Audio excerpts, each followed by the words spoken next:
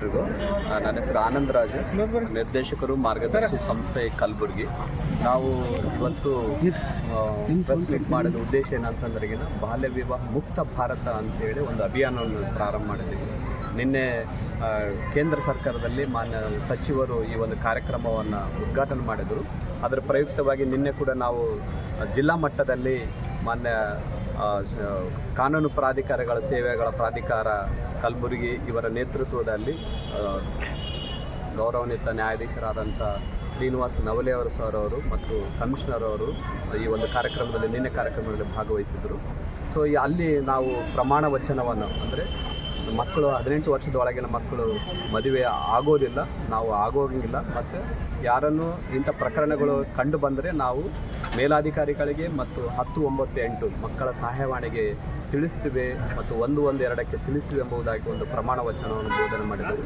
ಅದರ ಮುಂದುವರೆದ ಭಾಗವಾಗಿ ನಿನ್ನೆ ರಾತ್ರಿ ಕೂಡ ನಾವು ಸುಮಾರು 9 ಹಳ್ಳಿಗಳಲ್ಲಿ ಮುಂಬತ್ತಿ ಮೆರವಣಿಗೆ ಮಾಡುವುದರ ಮೂಲಕ ಮತ್ತು ಹಳ್ಳಿಗಳಲ್ಲಿ ಬಾಲ್ಯ ವಿವಾಹ ಮಾಡುವುದಕ್ಕೆ ಬಿಡುವುದಿಲ್ಲ ಎಂಬ ಒಂದು ಘೋಷಣೆಗಳನ್ನು ಕೂಗುತ್ತಾ ಹಳ್ಳಿಗಳಲ್ಲಿ ಒಂದು ಜಾಗೃತಿ ಕಾರ್ಯಕ್ರಮವನ್ನು ಮಾಡಿದ್ದೀವಿ ನಾವು.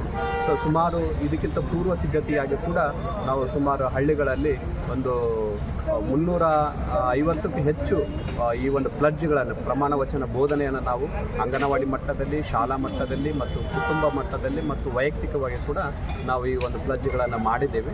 ಸೊ ಸುಮಾರು 6,685 ಜನರು ಈ ಒಂದು ಕಾರ್ಯಕ್ರಮದಲ್ಲಿ ಭಾಗವಹಿಸಿದ್ದಾರೆ. ಹಿಂದೆಗಡೆ ನಿನ್ನೆ ಕೂಡ ಈ ಒಂದು ಡಿಸ್ಟಿಕ್ ಲೆವೆಲ್ ಕಾರ್ಯಕ್ರಮದಲ್ಲಿ 500ಕ್ಕೂ ಹೆಚ್ಚು ಮಕ್ಕಳು ಈ ಒಂದು ಪ್ಲಡ್ಜ್ ಸ್ವೀಕಾರ ಮಾಡಿದರು.